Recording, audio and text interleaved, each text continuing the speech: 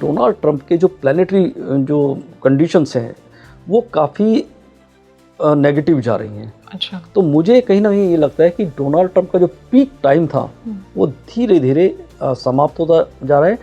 और अमेरिका के अंदर भी मैं एक गृह युद्ध, ये गृह युद्ध किस टाइमलाइन में संभावित दिख रहा है? तो मुझे लगता है कि गृह युद्ध के जो चांसेस बनते हैं वो अक्टूबर के आसपास बनते हैं। 2026। डोनाल्ड ट्रंप हिंदुस्तान का कुछ भी नहीं बिगाड़ सकता आज की डेट में, क्योंकि नरेंद्र मोदी जी के जो प्लानिटरी पोजीशन है, नरेंद्र मोदी जी की जो मैंने हॉरोस्कोप देखी है उसमें उनका जो पीरियड चल रहा है वो इतना स्ट्रॉन्ग चल रहा है कि जो भी मोदी जी के सामने आएगा उसको बचाने वाला कोई नहीं मिलेगा। तो चाइना और भारत के रिलेशन किस तरह से देखे जा रहे हैं 2026 और आने वाले 5 से 7 सालों में? तो नरेंद्र मोदी जी हो गए देश के, और भारत की कुंडली, उधर से चाइना की कुंडली और उनके प्रेसिडेंट की कुंडली। यदि हम इन चारों हॉरोस्कोप को मैं देखता हूँ, एनालाइज करता हूँ, तो मैं ये देख पा रहा हूँ कि सचमुच में इस समय चाइना भारत के लिए एक बड़ा चैलेंज है।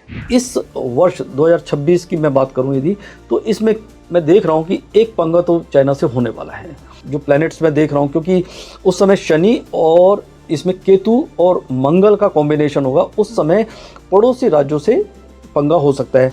और जब हम आप कह सकते हैं कि भाई पड़ोसी तो पाकिस्तान भी है, बांग्लादेश भी है, तो फिर चाइना से ही क्यों?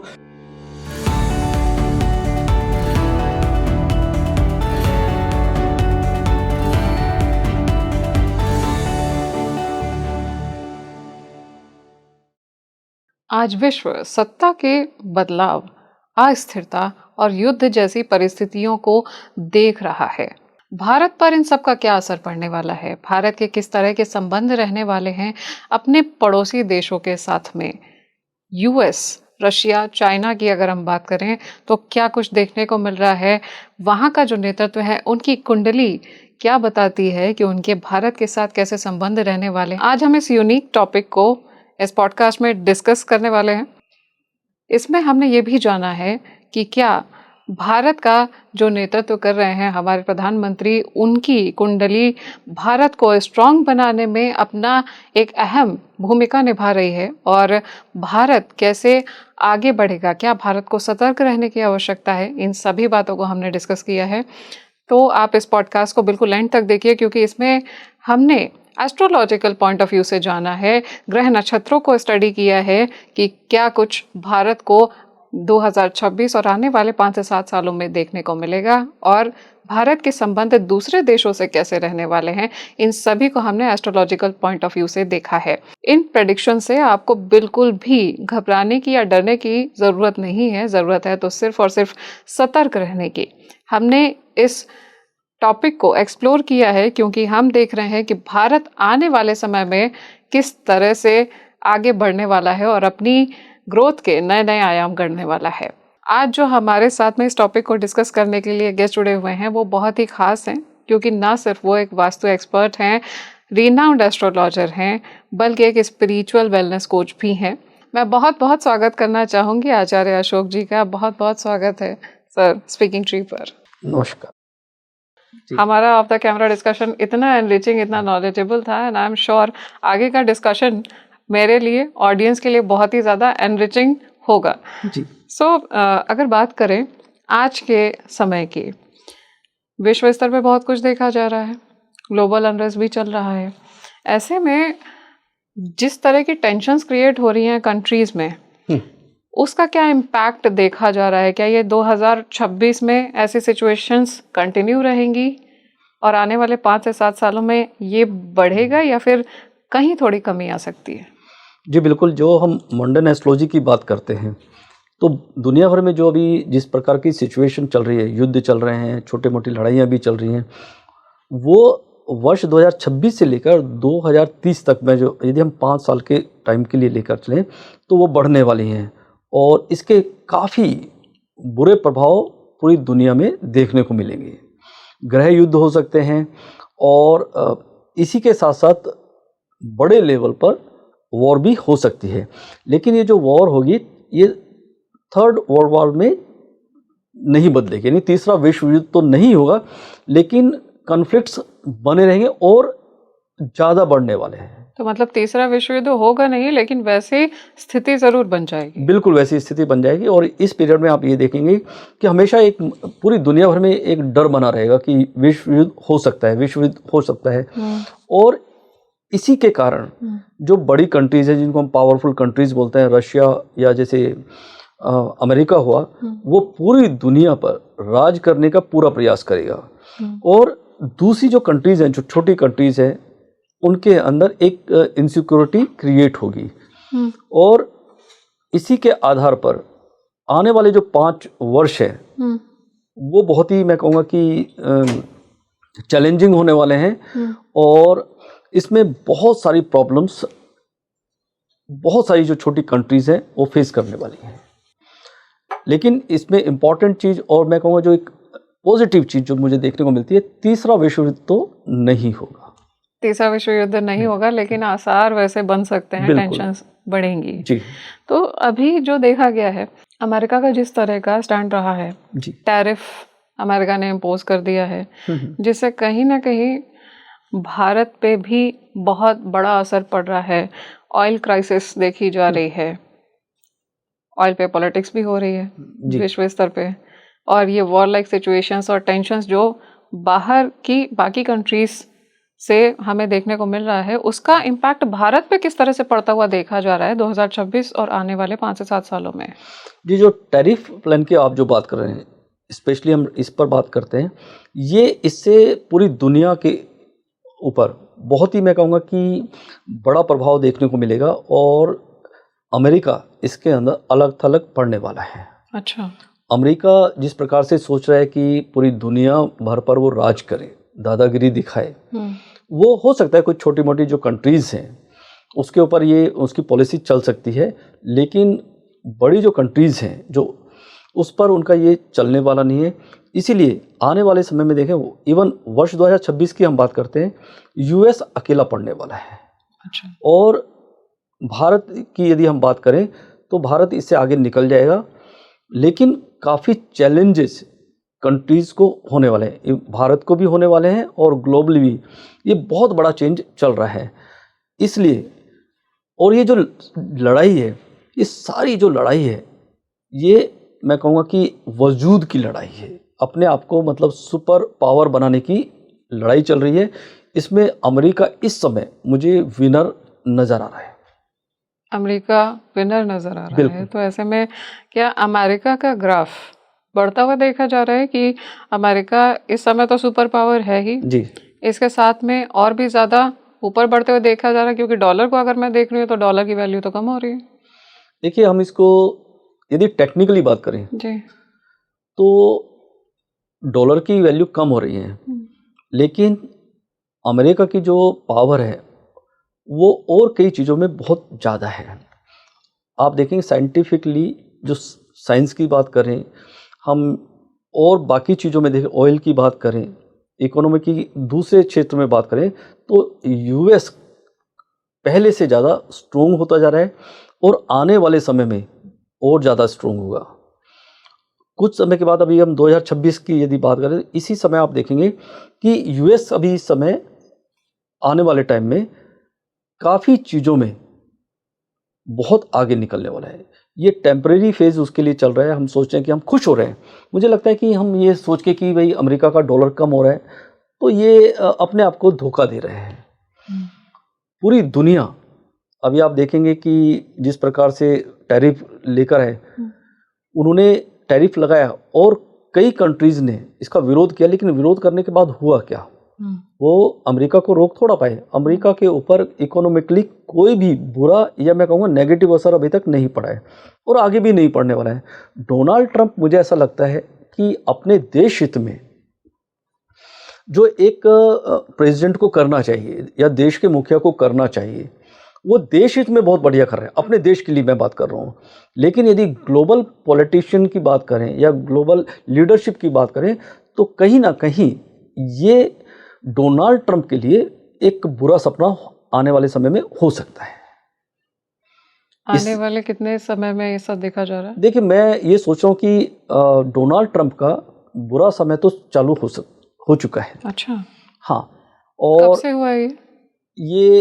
दिसंबर अभी 2025 से मैं जो उनकी प्लानिटरी पोजीशन देख रहा था, मंडन एस्ट्रोलॉजी की हम जो बात करते हैं, जी। ग्रह काफ़ी चेंज हो चुके हैं और अब धीरे धीरे आप देखेंगे कि डोनाल्ड ट्रंप का जो पीक टाइम था, जब डोनाल्ड ट्रंप के बारे में बहुत सारी प्रेडिक्शंस की जा रही थी, इवन जो मीडिया के अंदर भी था कि डोनाल्ड ट्रंप प्रेसिडेंट नहीं बनेंगे, तो मैंने प्रेडिक्शन की थी कि डोनाल्ड ट्रंप ही प्रेसिडेंट बनेंगे। वो प्रेडिक्शन मेरी आप देख सकते हैं। लेकिन अभी मैं देख रहा हूँ कि डोनाल्ड ट्रंप के जो प्लानिटरी जो कंडीशंस हैं वो काफ़ी नेगेटिव जा रही हैं। अच्छा। तो मुझे कहीं ना कहीं ये लगता है कि डोनाल्ड ट्रंप का जो पीक टाइम था वो धीरे धीरे समाप्त होता जा रहा है। और अमेरिका के अंदर भी मैं एक ग्रह युद्ध देख रहा हूँ। हो सकता है कि जो अमेरिका की जो जनता है वो डोनाल्ड ट्रंप के खिलाफ हो जाए और डोनाल्ड ट्रंप को ये जो प्रॉब्लम है फेस करनी पड़ सकती है और डोनाल्ड ट्रंप के लिए काफ़ी महंगी साबित हो सकती है। जैसे आप बता रहे हैं कि इस समय जो वहाँ के महामहिम है अमेरिका के, उनके लिए स्ट्रगल से भरा हुआ समय शुरू हो चुका है जी। तो ऐसे में क्या सत्ता परिवर्तन भी देखा जा रहा है आने वाले समय? बिल्कुल, मुझे ऐसा लगता है कि डोनाल्ड ट्रंप अपना कार्यकाल पूरा करने के लिए भी उनको स्ट्रगल करना पड़ सकता है। अच्छा। जो भी चल रहा है, लेकिन जो ग्रह दशा और गोचर अभी चल रहा है, मुझे लगता है कि किसी तरह से इसको वो पूरा कर लेंगे। लेकिन नेक्स्ट जो इलेक्शन है वो उसमें नहीं आ पाएंगे और डोनाल्ड ट्रंप को उनकी जो जनता है वो कहीं ना कहीं उसको एक अच्छे प्रेसिडेंट की तरह नहीं लेगी, वो आइडल प्रेसिडेंट नहीं माने जाएंगे। तो मैं यही कहूँगा कि डोनाल्ड ट्रंप का जो ये आखिरी फेज है ये उनके लिए अच्छा नहीं है और इसलिए डोनाल्ड ट्रंप को मेरा जो जब उनकी जो मैं कुंडली देख रहा हूँ बहुत सावधानी पूर्वक आगे बढ़ना चाहिए और यदि वो सावधानी पूर्वक आगे बढ़ते हैं तो निश्चित रूप से उनका एग्जिट सेफ हो जाएगा। लेकिन जिस प्रकार के वो डिसीजन ले रहे हैं, जिस प्रकार के वो एक्शन अभी ले रहे हैं, मुझे लगता है कि यदि इसी तरह से उनका चलता रहा तो एग्जिट बहुत ही मतलब प्रॉब्लमेटिक हो सकता है।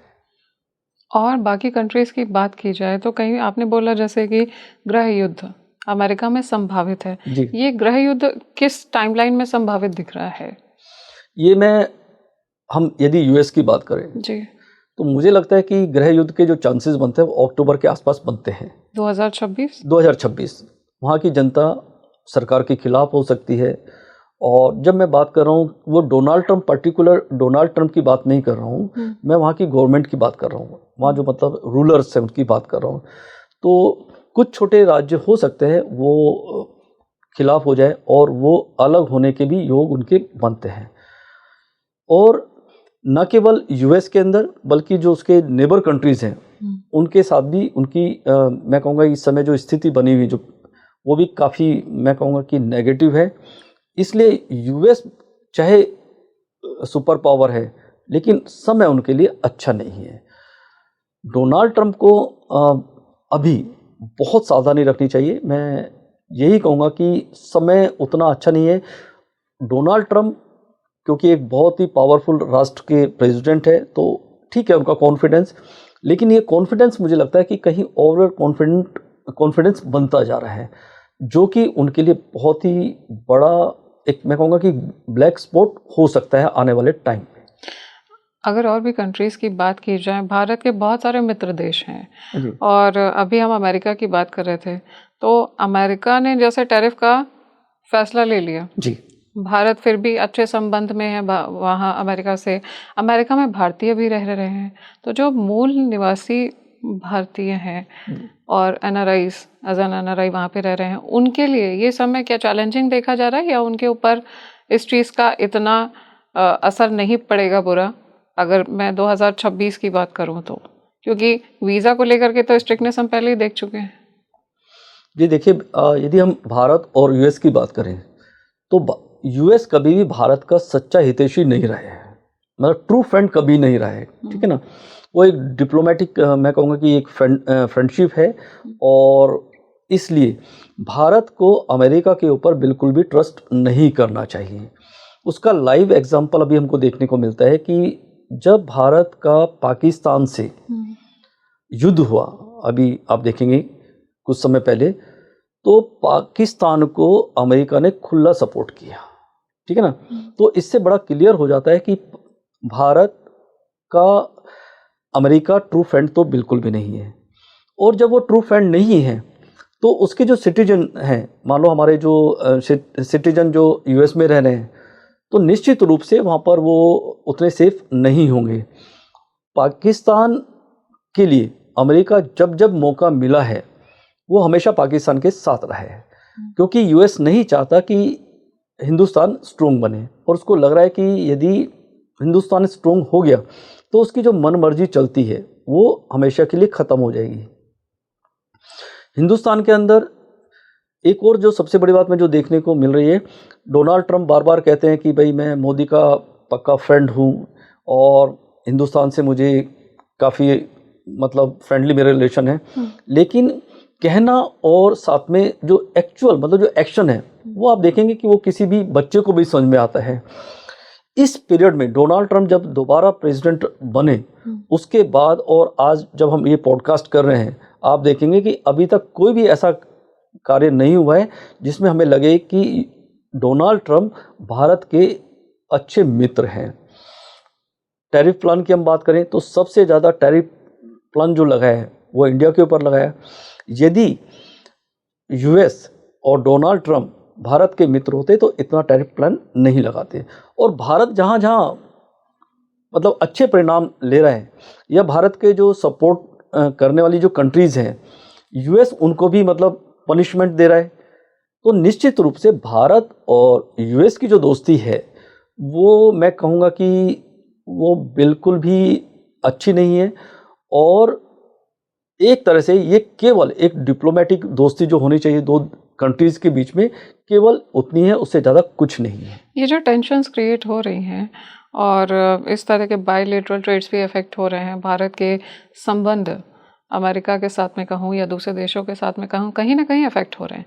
तो जो एनआरआईज रह रहे हैं, चाहे वो रशिया में रह रहे हों, चाहे वो यूएस में रह रहे हों, चाहे वो कहीं और रह रहे हों, उनको क्या कुछ सतर्क रहने की आवश्यकता है? बिल्कुल, देखिए अभी जो मैं मुंडन एस्ट्रोलॉजी जो मैं प्लानिटरी पोजीशन देख रहा हूँ, भारत अपने आप में अभी स्ट्रोंग है, लेकिन जो एनआरआईज हैं उनके लिए तो सावधान रहने की आवश्यकता है। पूरी दुनिया में स्पेशली जो यूएस के जो फ्रेंड कंट्रीज़ हैं या जहाँ पर यूएस का दखल ज़्यादा है, वहाँ पर जो इंडियंस रह रहे हैं उनके लिए तो मैं कहूँगा कि बहुत ही चैलेंजिंग टाइम चल रहा है। आप देखेंगे कि जहाँ जहाँ अभी जो भारतीय नागरिक हैं उनके साथ जो नेगेटिव घटनाएं घटी हैं या हिंसाएं हुई हैं, वो कहीं ना कहीं उसके पीछे, या मैं ये नहीं कहूँगा कि डायरेक्ट इनडायरेक्ट, लेकिन मैं कहूँगा कहीं ना कहीं वो यूएस की फ्रेंडली कंट्री है। तो जो भी एनआरआईज विदेश में रह रहे हैं उनको ये मैं कहूँगा कि कहते हैं ना सेल्फ केयर, अपना ध्यान रखना चाहिए और ऐसी कंट्रीज़ में बचना चाहिए कि जो कि यूएस की फ्रेंडली है। इवन जो यूएस में रह रहे हैं आप देखेंगे कि वहाँ पर जिस प्रकार के अभी उन्होंने एक वीज़ा का जो नियम बनाया वो भारतीयों के लिए कितना मैं कहूँगा कि टफ था, और उस वीज़ा के जो नया नियम इन्होंने लगाया था कितने हिंदुस्तानियों को प्रॉब्लम आई। तो आने वाले टाइम में ये प्रॉब्लम्स बढ़ेंगी जब तक डोनाल्ड ट्रंप रहने वाले हैं।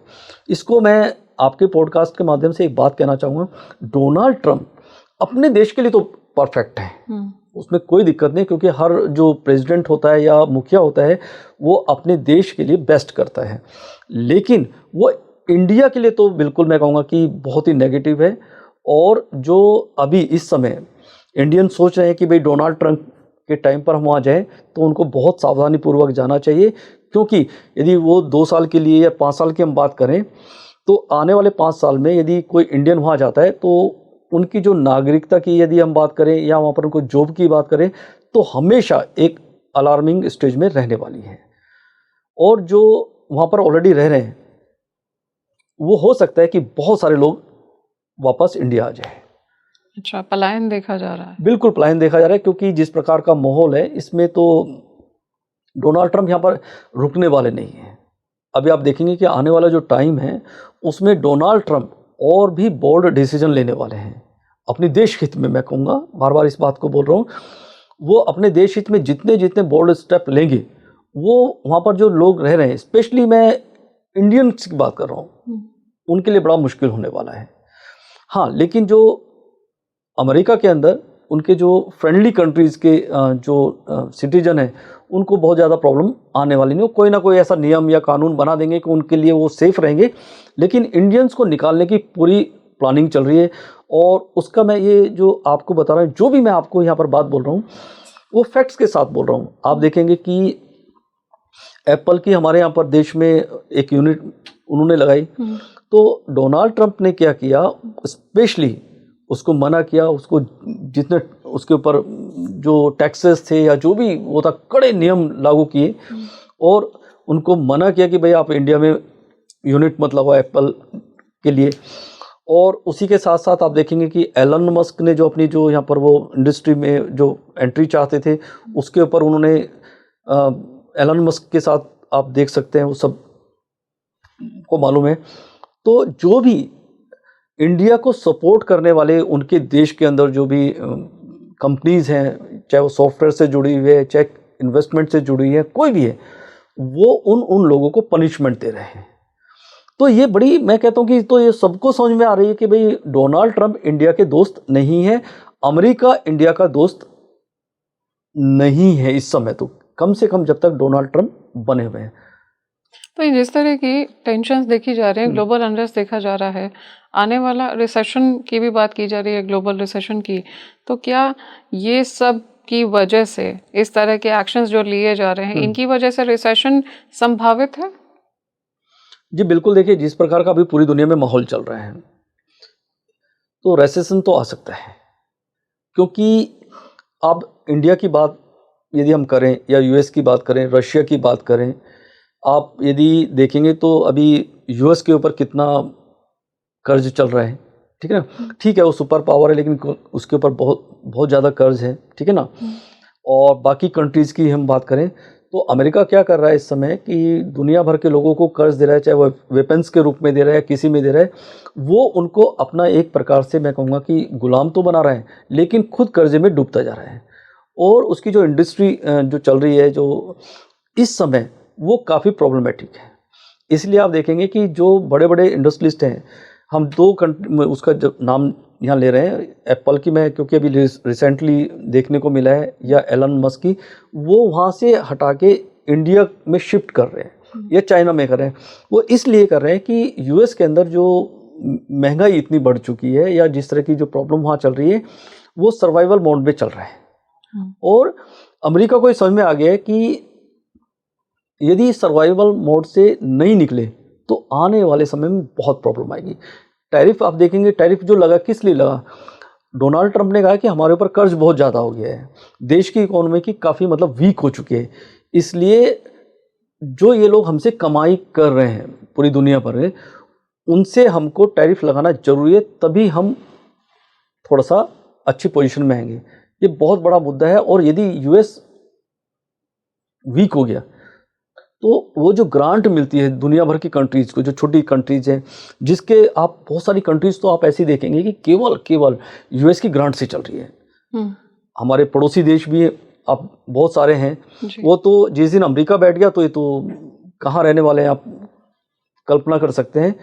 तो इस समय रिसेशन आ सकता है और वो उसकी आहट देखने को मिल चुकी है। भारत और अमेरिका की प्लानिटरी पोजीशंस की बात की जाए अगर, तो इस समय किस तरह की पोजीशंस हैं जो इंडिया को इम्पैक्ट करेगी, और क्या इंडिया और अमेरिका के रिलेशनशिप को लेकर के सतर्क रहने की आवश्यकता है इस समय? देखिए, इंडिया को हमारा जो देश का नेतृत्व है इस समय एक बहुत ही स्ट्रॉन्ग गवर्नमेंट कर रही है, और इंडिया को अमेरिका से हमेशा खतरा बना रहा है। अमेरिका क्या करता है, वो दिखाने के लिए बोलता है कि हम इंडिया के दोस्त हैं और हम वो सपोर्ट करते हैं, लेकिन ऐसा कभी नहीं रहा। और इंडिया को इस समय अमेरिका से सावधान रहने की इसलिए भी आवश्यकता है कि जिस प्रकार से इंडिया ग्रो कर रहा है और जो फर्म डिसीजन अभी देश की गवर्नमेंट ने लिए, अमेरिका को लगता है कि यदि भारत स्ट्रोंग बना तो साउथ एशिया में जो उसकी दादागिरी है या जो उसकी जो अभी पकड़ है, वो कमज़ोर होती चली जाएगी। आप देखेंगे जो पाकिस्तान से अभी युद्ध हुआ, उसके पीछे भी यही मानसिकता काम कर रही थी। तो आज भारत को पाकिस्तान से सावधान रहने की इतनी आवश्यकता नहीं है, बांग्लादेश से सावधान रहने की इतनी आवश्यकता नहीं है।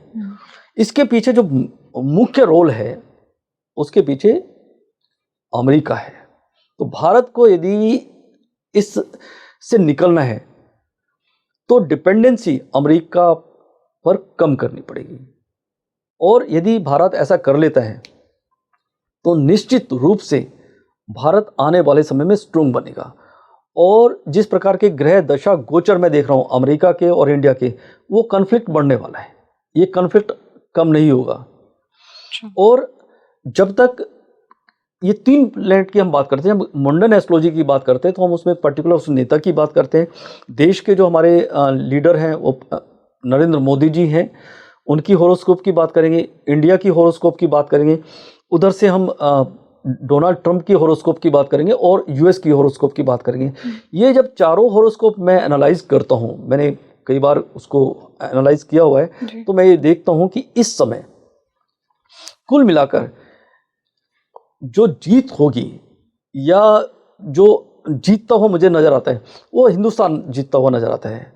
डोनाल्ड ट्रंप हिंदुस्तान का कुछ भी नहीं बिगाड़ सकता आज की डेट में, क्योंकि नरेंद्र मोदी जी के जो प्लानिटरी पोजीशन है, नरेंद्र मोदी जी की जो मैंने हॉरोस्कोप देखी है, उसमें उनका जो पीरियड चल रहा है वो इतना स्ट्रोंग चल रहा है कि जो भी मोदी जी के सामने आएगा उसको बचाने वाला कोई नहीं मिलेगा। अच्छा। और आप देख रहे हैं अभी डोनाल्ड ट्रंप ने पंगा लिया टैरिफ प्लान के ऊपर, लेकिन भारत और देश के प्रधानमंत्री झुके नहीं।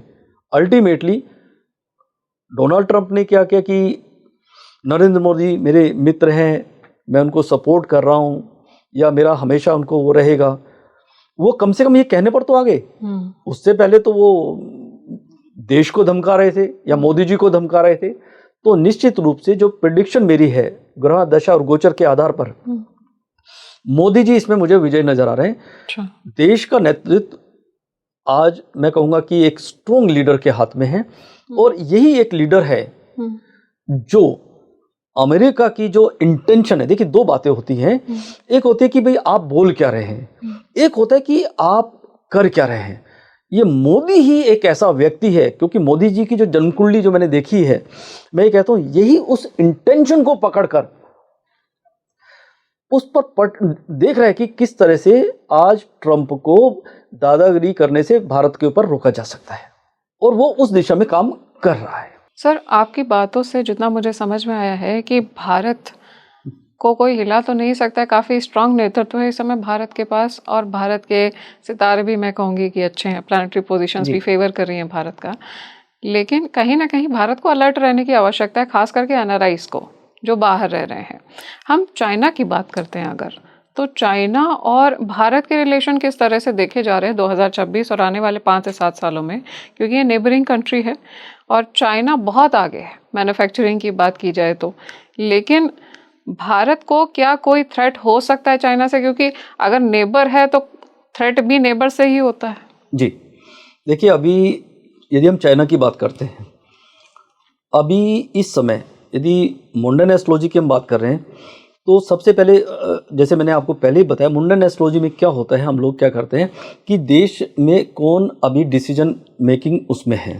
तो नरेंद्र मोदी जी हो गए देश के, और भारत की कुंडली, उधर से चाइना की कुंडली और उनके प्रेसिडेंट की कुंडली। यदि हम इन चारों हॉरोस्कोप को मैं देखता हूँ, एनालाइज करता हूँ, तो मैं ये देख पा रहा हूँ कि सचमुच में इस समय चाइना भारत के लिए एक बड़ा चैलेंज है। Is it? हाँ, और ये जो चैलेंज बना हुआ है वो डायरेक्ट नहीं है। अच्छा। चाइना को समझ में आ रहा है कि हिंदुस्तान काफी आगे बढ़ रहा है और तेजी से बढ़ रहा है। इस समय भारत का नेतृत्व नरेंद्र मोदी जी के हाथ में है, और आप देखेंगे कि पिछले 5 वर्षों में 2020 से लेकर और 2025 के बीच में जिस प्रकार से हम वेपन्स अपने यहाँ पर मैन्युफैक्चरिंग कर रहे हैं और हमारा जिस तरह से इकोनॉमिकली आगे बढ़ रहे हैं हम, तो चाइना के लिए हिंदुस्तान बहुत बड़ा खतरा हो चुका है। अब इसको हम 2 तरह से ले सकते हैं। क्या भारत चाइना के लिए खतरा है या चाइना भारत के लिए खतरा है? मैं कहूँगा दोनों एक दूसरे के लिए खतरा है। अच्छा, दोनों अंदर से डरे हुए हैं। देखिए, चाइना, इसमें कोई शक नहीं है कि चाइना हमसे बहुत स्ट्रोंग है, ठीक है ना, लेकिन भारत जिस तरह से आगे बढ़ रहा है और हिंदुस्तान के अंदर जिस तरह का अभी माइंडसेट चल रहा है, बहुत अग्रेसिव है। हमारी जो गवर्नमेंट है बहुत अग्रेसिव है और उसने सीधा बोल दिया कि हम किसी को छेड़ेंगे नहीं, और यदि किसी ने हमको छेड़ा तो हम छोड़ेंगे नहीं। वो हमने उदाहरण 2 बार देख चुके हैं, पाकिस्तान के खिलाफ और अभी इससे पहले भी। तो चाइना खतरा तो है, लेकिन चाइना क्या कर रहा है, अभी डायरेक्ट पंगा नहीं ले रहा है। चाइना ने क्या किया है, वो पाकिस्तान को आगे कर दे रहा है, एक प्रॉक्सी वार जिसको हम बोलते हैं। चाइना हमारे लिए एक प्रॉक्सी वार की तरह काम कर रहे हैं। अभी उसने 1 साल पहले उसने पाकिस्तान को आगे कर दिया, अभी कुछ टाइम पहले देखेंगे आप बांग्लादेश को उसने आगे कर दिया है। तो ये खतरा भारत के लिए एक तरह से हम ये कहेंगे डायरेक्ट नहीं है, लेकिन चाइना इनडायरेक्ट खतरा बना हुआ है। और इस समय देश को अमेरिका से डरने की जरूरत नहीं है, देश को पाकिस्तान से डरने की आवश्यकता नहीं है, देश को बांग्लादेश से डरने की आवश्यकता नहीं है। देश के लिए जो सबसे बड़ा जो चैलेंज आने वाला है चाइना से आएगा। लेकिन चाइना भी जानता है इस बात को कि यदि भारत से पंगा ले लिया तो फिर वो रहने वाला नहीं है, क्योंकि नरेंद्र मोदी और वहां के प्रेसिडेंट की जो मैं हॉरोस्कोप को दोनों को जब कंपेयर करता हूं तो नरेंद्र मोदी की हॉरोस्कोप ज्यादा स्ट्रांग है। अच्छा, शी जिनपिंग से ज्यादा स्ट्रांग नरेंद्र? बिल्कुल स्ट्रांग है। और आप देखेंगे कि जब अभी यूएस ने टैरिफ प्लान के ऊपर इंडिया को घेरा तो चाइना, आप देखेंगे कि वो हमारे साथ आके खड़ा हो गया। ये केवल और केवल इस वजह से हुआ कि नरेंद्र मोदी जी और भारत की जो जन्म कुंडली है मुंडन एस्ट्रोलॉजी पर, क्योंकि हम देश की कुंडली देखते हैं, तो हमारे देश की जो जन्म कुंडली है वो इतनी स्ट्रोंग है कि चाइना कुछ भी बिगाड़ने, डायरेक्ट तो नहीं बिगाड़ सकता, वो छुटपुट झगड़े करा सकता है, जैसे पाकिस्तान से कराए, अभी बांग्लादेश से वो करा रहा है, ठीक है ना, कभी भूटान को बीच में ला देगा, कभी नेपाल को बीच में ला देगा। तो कई बार आप देखेंगे कि छोटी छोटी आवाज़ें उठती रहती हैं, लेकिन जब तक देश के प्रधानमंत्री नरेंद्र मोदी जी हैं, क्योंकि उनकी जन्मकुंडली में देखो मंगल की महादशा है, और मंगल क्या होता है, लड़ाकू होता है, कमांडर होता है, और ऐसा व्यक्ति जब मैं कहूँगा कि लग्नेश की महादशा चल रही हो तो व्यक्ति डरता नहीं है। नो स्ट्रेटजी, कोई स्ट्रेटजी नहीं है, मतलब ऐसा व्यक्ति का एक ही होता है। जैसे आपने सुना होगा अर्जुन का निशाना सीधा जहाँ पर था, नरेंद्र मोदी जी का भी सीधा निशाना आज की डेट में कि भाई जो भी पंगा लेगा वो बचेगा नहीं। तो निश्चित रूप से चाइना चैलेंज तो है, डर भी है। यदि चाइना यदि हमसे यदि उस मन में ठान ले कि भाई देश को मतलब बर्बाद करना है या झगड़ा करना है, तो फिर भारत मुसीबत में आ सकता है। और ये देश के नेतृत्व को सोचना पड़ेगा, देश के मतलब नागरिकों को सोचना पड़ेगा कि इससे कैसे निपटा जाए। निश्चित रूप से अभी का जो समय है, भारत मैं कहूँगा कि 2 इसके मैं वो देख रहा हूँ, साइड देख रहा हूँ। एक है हम एक गोल्डन पीरियड की ओर बढ़ रहे हैं, लेकिन दूसरी ओर मुझे मैं जो हॉरोस्कोप देखता हूँ, जो ग्रह दशा और गोचर, शनि का जो मैं मूवमेंट देख रहा हूँ, राहु का जो मूवमेंट देख रहा हूँ, मंगल का जो मूवमेंट देख रहा हूँ, उससे मुझे लगता है, मुझे कई बार ऐसा लगता है कहीं कोई बड़ी घटना घट सकती है। किस तरह की घटना? देखिए, तीसरा विश्व युद्ध तो नहीं होगा, लेकिन चाइना, पाकिस्तान या बांग्लादेश को लेकर कोई बड़ा पंगा कर सकता है। अच्छा, भारत यदि अति उत्साह में कोई कार्य करता है, क्योंकि डायरेक्ट तो चाइना नहीं करेगा, वो पाकिस्तान और बांग्लादेश को लेकर कर सकता है या किसी और कंट्री को लेकर कर सकता है। इसके पीछे आप देखेंगे कि अमेरिका और चाइना दोनों साथ में मिल जाएंगे और भारत को नुकसान करने का प्रयास कर सकते हैं। और आप जानते हैं जब 2 देशों के बीच में लड़ाई होती है तो नुकसान दोनों को होता है। आज भारत ठीक है, हम बहुत तेजी से आगे बढ़ रहे हैं, हम आत्मनिर्भरता की ओर बढ़ रहे हैं, नेतृत्व भी मतलब मैं कहूँगा बहुत अच्छे हाथों में। लेकिन यदि हम देखें चाइना के इकोनॉमी और इंडिया की, उसमें काफ़ी डिफरेंस है, लॉस भी होता है, यदि मतलब नुकसान भी होता है तो भारत को खामियाजा भुगतना पड़ सकता है। इसलिए सावधानी पूर्वक यदि देश आगे बढ़ता है तो आने वाले समय में हम चाइना के साथ आंख से आंख मिलाकर देख सकते हैं और चाइना तब न सीधी वार कर पाएगा और ना पाकिस्तान और बांग्लादेश को आगे कर पाएगा। वो समझ जाएगा कि भारत से पंगा लेना भारी पड़ेगा। क्या ऐसा कोई टाइमलाइन है, कोई ऐसा ड्यूरेशन है जिसमें मैं कह सकती हूँ कि इंडिया और चाइना के बीच में, भारत और चाइना के बीच में टेंशन एस्केलेट होते हुए देखी जा सकती है, जो अभी आप बात कर रहे थे कि भारत को सतर्क रहने की आवश्यकता है? देखिए, चाइना जो मैं आप बात कर रहे हैं वो बीच बीच में छुटपुट घटनाएं होती रहती हैं। चाइना कोई भी बड़ा पंगा लेने से पहले, मतलब उसके मन में तो बहुत कुछ है कि भाई पंगा ले, लेकिन इस वर्ष 2026 की मैं बात करूं यदि, तो इसमें मैं देख रहा हूं कि एक पंगा तो चाइना से होने वाला है। उसका जो मुझे टाइम लग रहा है वो जुलाई और अक्टूबर के बीच में लग रहा है। एक पंगा तो चाइना के साथ हो सकता है। और जब चाइना से पंगे की हम बात कर रहे हैं, जो प्लैनेट्स मैं देख रहा हूं, क्योंकि उस समय शनि और इसमें केतु और मंगल का कॉम्बिनेशन होगा, उस समय पड़ोसी राज्यों से पंगा हो सकता है।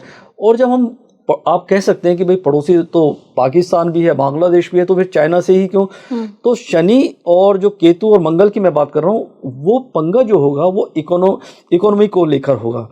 जब उसको थ्रेट मिलेगी चाइना को कि भाई भारत हमसे काफ़ी आगे निकल रहा है और उनके उस पर असर पड़ रहा है, तो वो कोई ना कोई पंगा क्रिएट कर सकता है, जिससे कि देश के अंदर जो विदेशी इन्वेस्टमेंट आने वाला है, जो यहाँ पर जो बाहर के जो बड़ी यूनिट्स यहाँ पर लग सकती है, उसको रोकने के लिए चाइना कोई बड़ा पंगा करा सकता है। चाहे वो डायरेक्ट करे, चाहे वो पाकिस्तान से कराए, चाहे बांग्लादेश से कराए, लेकिन ये पंगा मैं देख रहा हूँ कि बहुत जल्द इस वर्ष हो सकता है।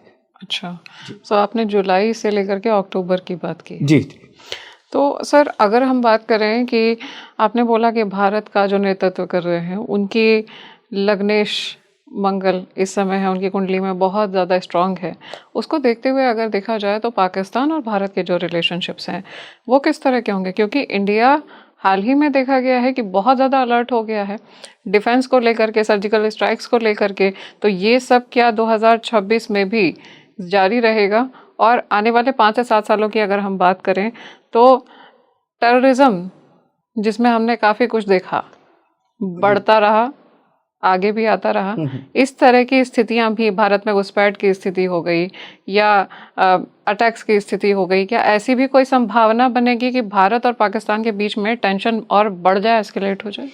देखिए, आप जो हम मॉडर्न एस्ट्रोलॉजी में बात करते हैं, बार बार हम बात करें, इस समय भारत पाकिस्तान से बहुत, मैं कहूँगा कि अच्छे और बहुत ही स्ट्रॉन्ग पोजीशन में है। पाकिस्तान, देखिए, पाकिस्तान को आप समझिए, पाकिस्तान कभी भारत के लिए प्रॉब्लम ही नहीं रही। अच्छा। उसके पीछे जो सबसे बड़ा पंगा है वो चाइना है। ठीक है ना? पाकिस्तान केवल मोहरा है, उससे ज़्यादा कुछ भी नहीं है। पाकिस्तान की हिम्मत नहीं है कि भारत की तरफ वो कुछ कर दे। वो जमाने चले गए, मैं नाम नहीं लेना चाहूँगा, लेकिन वो जमाने चले गए कि जब पाकिस्तान की हिम्मत हो सकती थी। इस समय पाकिस्तान की बिल्कुल भी हिम्मत नहीं है कि भारत से पंगा ले ले। लेकिन पाकिस्तान के ऊपर भी प्रेशर है कि भैया आप कुछ करो। अब कुछ करने के लिए वो कुछ बैड एलिमेंट्स की जो हम बात कर रहे हैं वो छुटपुट घटनाएं कर देते हैं। लेकिन इस समय भारत बहुत, मैं कहूँगा, अलर्ट की कंडीशन नहीं है, मैं कहूँगा अटैकिंग मूड में है।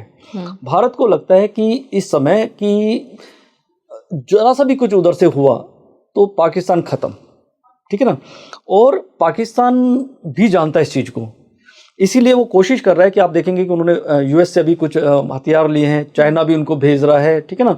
और वो अभी टर्की ने तो सीधा सीधा आपने देखा कि उनको पूरा सपोर्ट किया था लास्ट उसमें। तो पाकिस्तान की अपनी लेवल पर मैं देखूंगी कोई औकात नहीं, मैं औकात शब्द यूज कर रहा हूँ, लेकिन पाकिस्तान की मजबूरी है क्योंकि उसका अपना वजूद खत्म हो चुका है, वहाँ पर कुछ अपना है नहीं। इसीलिए जब जब चाइना को लगता है कि पंगा करना चाहिए, जब जब अमेरिका को लगता है पंगा, तो पाकिस्तान कुछ ना कुछ कर देता है। और पाकिस्तान इस समय, मुझे लगता है कि जो मेरा इंटरप्रिटेशन है जन्म कुंडली के आधार पर 4 लोगों की, वो एक उसमें है पाकिस्तान। यस, पाकिस्तान उसमें है। वो कहता है भाई ठीक है, क्योंकि उसके यहाँ पर जिस प्रकार का माहौल चल रहा है, यदि वो चाइना की बात नहीं मानता या पाकिस्तान का कहना नहीं मानता, तो उसकी वहाँ की जो पोजीशन है, गृह युद्ध वाली पोजीशन है, आप देखेंगे कि वहाँ के अभी जो पूर्व एक प्रधानमंत्री रहे हैं इमरान खान, तो उनके साथ क्या हुआ, तो देश का जो माहौल है पाकिस्तान में वो बहुत ही ख़राब है, गृह युद्ध की स्थिति मतलब हमेशा बनी रहती है।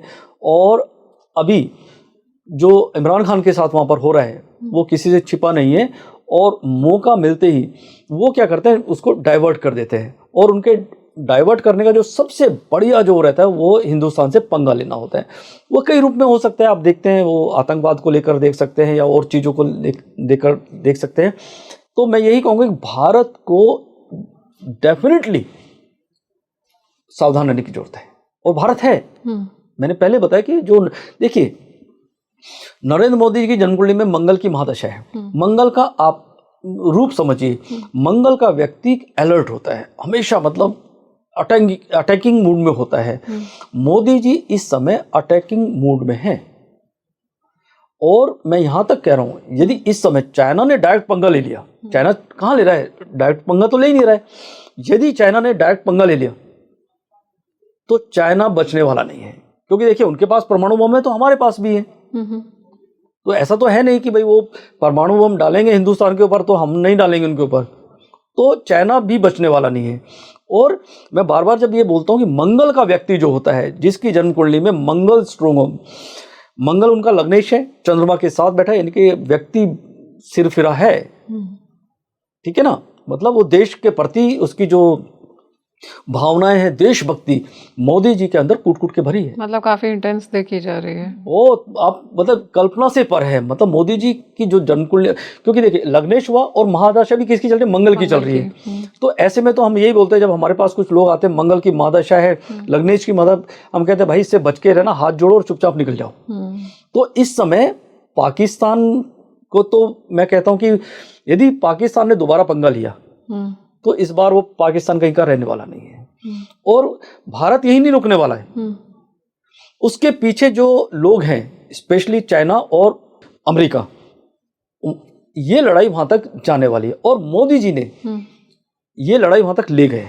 तो अगर ऐसा कुछ हुआ जैसा अभी पिछले 1-2 सालों में देखा गया है, सर्जिकल स्ट्राइक्स देखी गई हैं, तो भारत इनको लेकर के अब ज़्यादा एक्टिव नज़र आएगा, इसको लेकर के ज़्यादा सतर्क नज़र आएगा, और क्या ये सब घटनाएं आगे बढ़ते हुए देखी जा रही? क्योंकि आपने बोला कि भारत का नेतृत्व बहुत स्ट्रांग है, मंगल भी उनका इस समय महादशा चल रही है जी, तो आने वाले समय में क्या भारत और भी ज़्यादा डिफेंस को लेकर के ज़्यादा सशक्त नज़र आएगा, बहुत ज़्यादा एक्टिव अटैकिंग मोड में नज़र आने वाला है?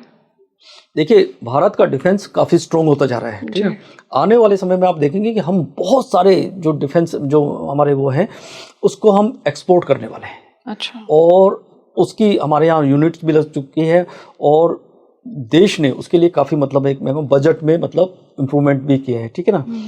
आने वाले समय में हम ये कह सकते हैं कि जिस प्रकार की घटनाएं आतंकवाद या जो बॉर्डर्स पर होती थी, वो मैं ये कहूँगा कि कुछ कमी तो आएगी। अच्छा। लेकिन आप सोचे कि बिल्कुल बहुत बड़ा चेंज होने वाला है कि भाई पहले 100% होती थी तो वो 50 हो जाएंगी, 40, ऐसा नहीं है उस, लेकिन 70-80% तक वो ख़त्म हो जाएंगी, ठीक है ना। 30-40% रहनी है, और उसका रहने का जो मतलब है वो ये है कि मैंने आपको पहले बताया कि चाइना उसके पीछे है, ठीक है ना। तो चाइना क्या कर रहा है इस समय, पाकिस्तान को मोहरा बना रहा है, और क्योंकि जिस प्रकार की कंडीशन आज की डेट में पाकिस्तान की है, आप सोचिए ना कि आदमी कुछ रुपयों को लेकर, पीछे एक घटना घटी थी कसाब की, आपने देखी होगी, कि कुछ पैसे के लालच में वो बन गए थे। तो ऐसी घटनाएं आगे भी घटती रहेंगी, उसमें मैं कहूँगा कि कुछ कमी जरूर आएगी, खत्म नहीं होने वाली है। इसलिए भारत को बहुत ही सतर्क रहने की जरूरत है, ना केवल इस अगले 5 वर्षों में, ये तो हमेशा मतलब एक, क्योंकि हर कंट्री का अपनी एक पॉलिसी होती है, और ये पॉलिसी हमेशा चाइना की और पाकिस्तान की हमेशा बनी रहेगी, भारत को ख़त्म करना है या मतलब इसमें प्रॉब्लम क्रिएट करनी है। इसलिए मैं ये कहूँगा कि भारत इस समय बहुत ही बड़े अलर्ट के मतलब उसमें मतलब मोड में तो है, रहना भी चाहिए, आवश्यकता है, बिल्कुल आवश्यकता है, बिल्कुल आवश्यकता है। यदि थोड़ा भी ये करेंगे तो हो सकता है कि कोई बड़ी घटना भी हिंदुस्तान के अंदर घट जाए। तो ऐसा कोई ड्यूरेशन है कि इस समय ये बड़ी घटना संभावित हो रही है? देखिए वो समय चल रहा है। कभी भी भारत, आप मान के चलिए कि अभी जिस प्रकार देखेंगे, अभी बांग्लादेश के साथ टेंशन हुई है, बांग्लादेश के अंदर जो टेंशन हुई है वो कहीं ना कहीं, और अभी बंगाल के अंदर इलेक्शन भी होने वाला है, तो ये समय भी भारत को सावधान रहने की आवश्यकता है। इस समय जो दो बातें ध्यान रखनी पड़ेगी, मैं इसको दो तरह से आपको समझना पड़ेगा। भारत को बॉर्डर पार से तो थोड़ा सा खतरा है ही, लेकिन देश के अंदर भी सावधानी रखनी चाहिए, क्योंकि जिस प्रकार का माहौल इस समय बना हुआ है, घुसपैठ तो हो चुकी है। अच्छा, घुसपैठ तो हो चुकी है, और इसीलिए भारत सरकार उसका पूरा इंतजाम कर रही है, सर्वे भी चल रहा है, और देखेंगे कि भारत सरकार उसके लिए बहुत ही स्ट्रॉन्ग कदम उठा रही है कि भाई जो घुसपैठिया देश के अंदर रह रहे हैं, बिना परमिशन के रहे हैं, उनको कैसे बाहर निकालना है। लेकिन कुछ राजनीतिक दल इसको राजनीतिक मुद्दा बना रहे हैं और उनको सपोर्ट करें, जो घुसपैठिया है उनको सपोर्ट कर रहे हैं। तो देश के अंदर ये समय जो है बहुत ही सावधानी रखने का है, और मुझे उम्मीद है जिस प्रकार से देश काम कर रहा है। भारत की जो जन्मकुंडली है, मैं देख रहा था अभी भारत की जन्मकुंडली, तो मैंने देखा कि उसके अंदर दो चीजें हो सकती, या तो भारत देश बहुत ऊपर जाने वाला है, या इसके विपरीत कोई बड़ी घटना, कोई बड़ा खतरा भारत के ऊपर आ सकता है। ये दोनों चीजें, मतलब मैं इसलिए बोल रहा हूँ, या तो बहुत ऊपर जाएगा या बहुत कुछ बड़ा खतरा हो सकता है। देश यदि इस समय अलर्ट रहता है, और जो जिस प्रकार की मतलब घुसपैठिया या जिस प्रकार राजनीतिक माहौल बना है, उससे यदि बहुत ही इफेक्टिव ढंग से निपटता है, तो निश्चित रूप से हम बहुत ऊपर जाने वाले हैं। लेकिन इसमें थोड़ी भी लापरवाही यदि होती है तो बहुत बड़ा नुकसान, मैं बहुत बड़ा नुकसान बोल रहा हूँ, देश को हो सकता है। और मेरा जो सुझाव है वो यही है, प्रेडिक्शन के आधार पर, कि निश्चित रूप से जो हमारे शासक बैठे हुए हैं, हमारे सरकार है, डेफिनेटली वो इन सब चीज़ों को समझती है क्या खतरा है, और उससे वो पूरी तरह से तैयार भी है और निमट भी रही है। तो भारत में आपने बोला कि इस तरह की स्थिति आ सकती है, या तो एकदम से ऊपर जा सकता है या कोई विपरीत घटना घट सकती है। जी। तो ये जो घटना की आपने बात की है, चाहे ये हो चाहे वो हो, ये दोनों का संभावित जो एक काल देखा जा रहा है, कौन सा समय है जब भारत को ज़्यादा अलर्ट रहने की आवश्यकता है? देखिए, अभी तो मैं यही कहूँगा कि 2029, यदि हम इसको इस तरह से लेके चलते हैं जी। कि भारत को इस समय काफ़ी सावधान रहने की आवश्यकता है। 2029, हाँ, ये काफ़ी मतलब वो रहेगा। लेकिन मैं सोचता हूँ कि इस समय जो प्लानिटरी पोजीशन है, इससे किसी तरह से निकल जाएंगे हम लोग। लेकिन यदि 2029 तक हमारा सब कुछ ठीक रहा, जो मैं देख रहा हूँ कि वो ठीक रहेगा, उसके बाद हमारे लिए बहुत बड़ा खतरा हो सकता है। 29 के बाद, 2029 के बाद बहुत बड़ा खतरा है। और इसलिए न केवल सरकार तो देखिए अपना काम कर रही है, बहुत बढ़िया वो निपट रही है, या जानती है, देश के जो लोग हैं उनको भी इस खतरे को समझना होगा। यदि देश के लोग इस खतरे को समझ जाते हैं तो फिर कुछ चीज़ें चलने वाली है। अदरवाइज थोड़ा मैं कहूँगा कि जो प्रेडिक्शन है वो मेरे हिसाब से थोड़ा सा अच्छी नहीं है। और 26 की बात की जाए तो 26 में कैसा देखा जा रहा है भारत का डिफेंस? भारत का डिफेंस इस समय तो मैं ये कहूँगा कि जैसे मैंने बताया, जुलाई और अक्टूबर के बीच में कोई पाकिस्तान की तरफ से, बांग्लादेश की तरफ से कुछ चीज़ें हो सकती हैं। लेकिन इसमें पाकिस्तान को मैं कहूँगा काफ़ी बड़ा नुकसान इस समय होने वाला है, पाकिस्तान को। हाँ, और इस समय मैं जो देख रहा हूँ, बांग्लादेश को भी बहुत बड़ा खतरा है। और हो सकता है कि बांग्लादेश जो हमारे देश में करने का फिराक में है, वो बांग्लादेश के अंदर ही हो सकता है कि गृह युद्ध हो जाए, या फिर ये भी हो सकता है कि बांग्लादेश ही मतलब वहाँ पर जंग संहार जिसको हम बोलते हैं वो होने के योग बनते हैं। अच्छा। और उसका जो असर होगा, वहाँ से जो लोग भाग कर आएंगे या जो वो आएंगे, वो इंडिया में आके प्रॉब्लम क्रिएट कर सकते हैं। तो वर्ष 2026 का जो समय है, मैं कहूँगा कि एक बहुत बड़ा अलर्ट रहने का टाइम है भारत को। और निश्चित रूप से ये भारत सरकार होगी इससे, मुझे ऐसा लगता है। बांग्लादेश की आप बात कर रहे हैं सर, तो बांग्लादेश में हाल ही में सत्ता परिवर्तन देखने को मिला है। जी। और भारत और बांग्लादेश की अगर कुंडली देखी जाए तो इनका दोनों के आपसी संबंध किस तरह से रहने वाले हैं 2024 में और आने वाले समय में 5 से 7 सालों में? भारत और बांग्लादेश के जो संबंध है, मुझे लगता है कि वो अच्छे नहीं रहेंगे। अच्छा नहीं रहेंगे। हाँ, इसलिए भारत जितनी जल्दी, मैं भारत सरकार समझ रही इस बात को, जितनी जल्दी हम इस बात को रियलाइज कर जाएं कि बांग्लादेश हमारा मित्र नहीं है। देखिए, एक होता है कि आपको क्या दिखाया जा रहा है, एक होता है कि एक्चुअल में रिजल्ट क्या है। भारत और बांग्लादेश के संबंध वैसे तो शुरुआत हो चुकी है और हम बीच बीच में देखते भी हैं, लेकिन आने वाले समय में भारत और बांग्लादेश के संबंध उसी तरह से हो जाएंगे जिस प्रकार से पाकिस्तान के हैं। अच्छा। और बांग्लादेश पाकिस्तान से भी ज़्यादा नेगेटिव और अग्रेसिव रहेगा हमारे खिलाफ। तो इसलिए पाकिस्तान और बांग्लादेश दोनों से भारत को किसी भी प्रकार की सहानुभूति रखना या किसी भी तरह की मैं कहूँगा पॉजिटिव वहाँ से होने की उम्मीद नहीं रखनी चाहिए। इस समय बांग्लादेश में जो माहौल है, हम रोज़ देख रहे हैं किस प्रकार से वहाँ पर हो रहा है। ये घटनाएं आगे आने वाले टाइम में बढ़ने वाली है। अच्छा। और देश के अंदर आप देख रहे हैं कि जिस प्रकार से वेस्ट बंगाल में एंट्री है या जो चीज़ें चल रही हैं, मुझे एक बहुत मतलब एक जो प्लानिटरी पोजीशन है, हमने बात की राहु मंगल और शनि की, आने वाला जो समय है मुझे वो मैं उसकी कल्पना नहीं, मतलब मैं उसको सोचना भी नहीं चाहता जो वहाँ पर हो सकता है। इसलिए जो अभी बंगाल में इलेक्शन है, मुझे लगता है कि ये इलेक्शन बहुत बड़ा एक ट्रेंड सेट करने वाले हैं आने वाले टाइम में। यदि वहाँ पर प्रॉपर इलेक्शन और चीज़ें घटती हैं, क्योंकि मैं उसके बारे में तो नहीं बोलूँगा, लेकिन ये देश की जनता को समझना होगा।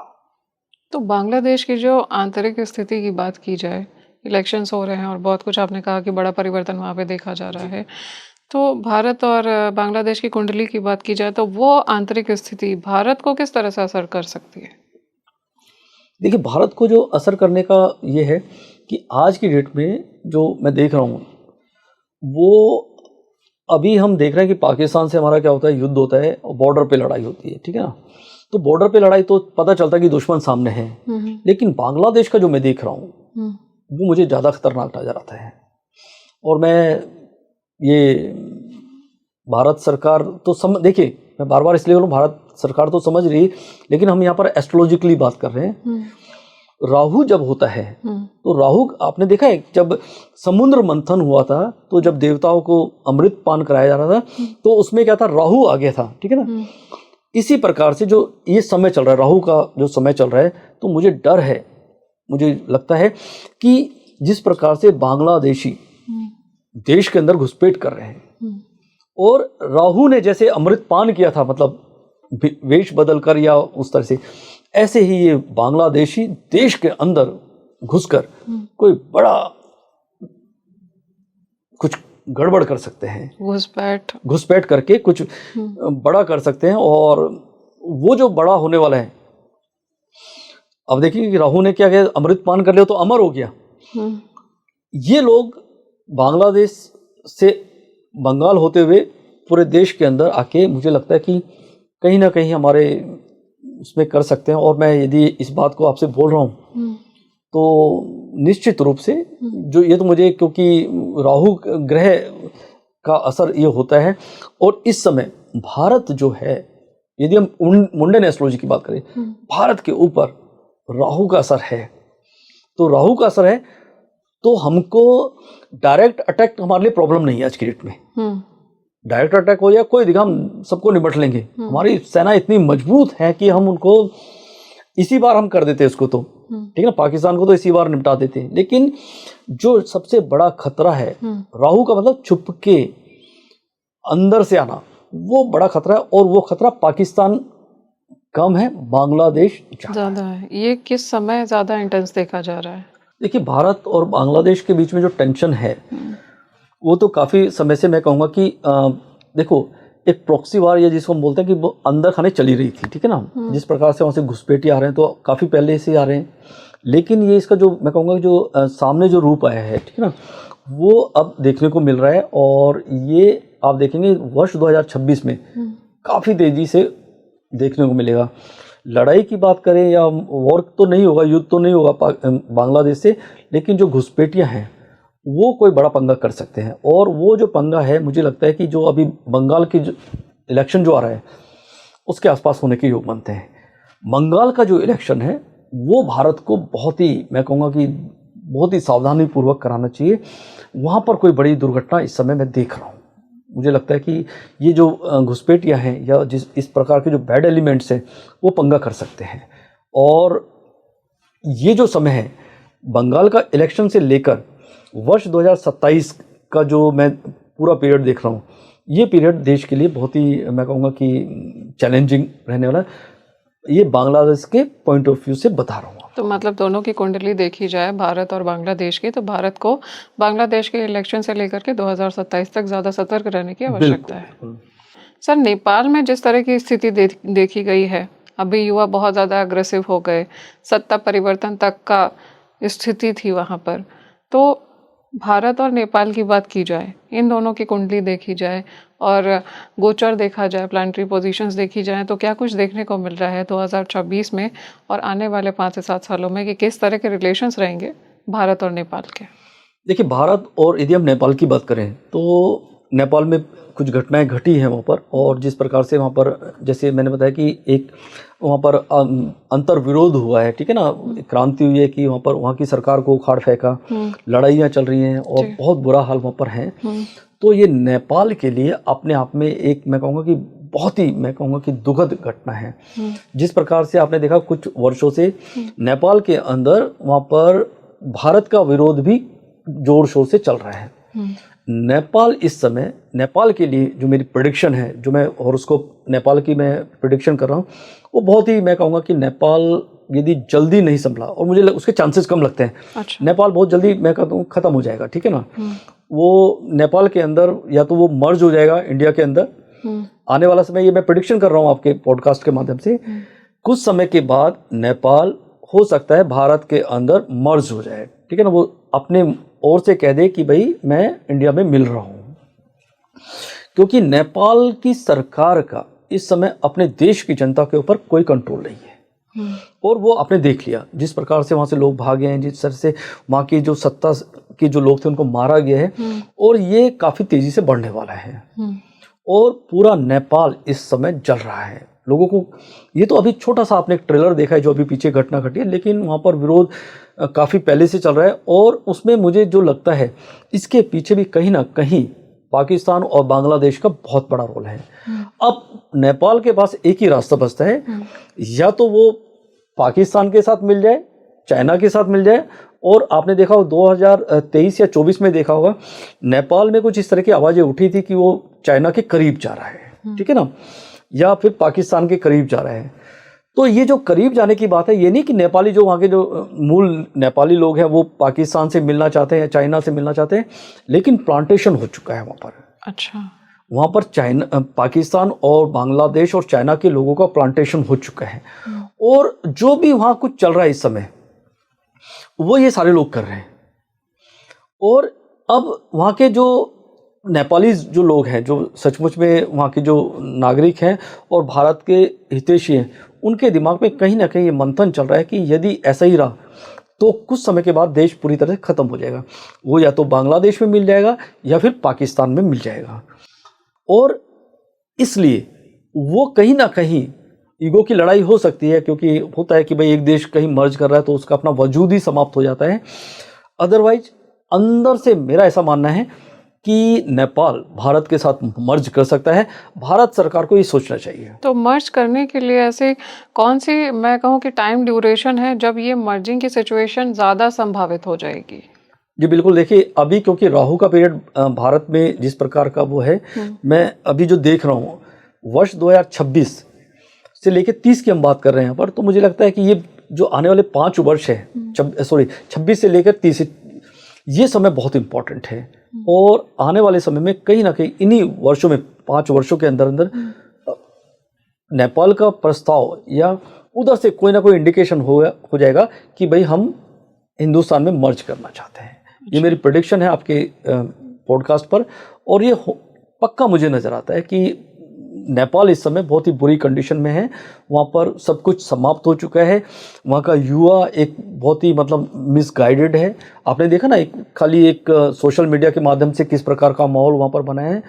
और यदि नेपाल की जो सत्ता है, नेपाल के जो शीर्ष लीडर्स हैं, वो जितनी जल्दी इस बात को समझ जाते हैं तो वो बच जाएंगे। लेकिन यदि वो सोचे कि हम इंडिपेंडेंटली अभी देश को चला लें, या फिर उनके पीछे जो जिस प्रकार की जो बैकग्राउंड से जो घुसपैठियाँ या शक्तियाँ लगी हुई हैं उसके आधार पर वो चलेंगे, तो देखिए नेपाल का टूटना तय है। टूटना, या मैं कहूँगा नेपाल का मर्ज होना तय है। या तो वो पाकिस्तान, बांग्लादेश या चाइना के साथ जाएगा, या फिर वो इंडिया के साथ जाएगा। अब ये उसको तय करना है कि वो हिंदुस्तान के साथ आना चाहता है या उनके साथ। मेरी जो प्रेडिक्शन है वो ये है कि इस समय 2026 से लेकर 2030 के बीच में नेपाल भारत के साथ मर्ज कर सकता है।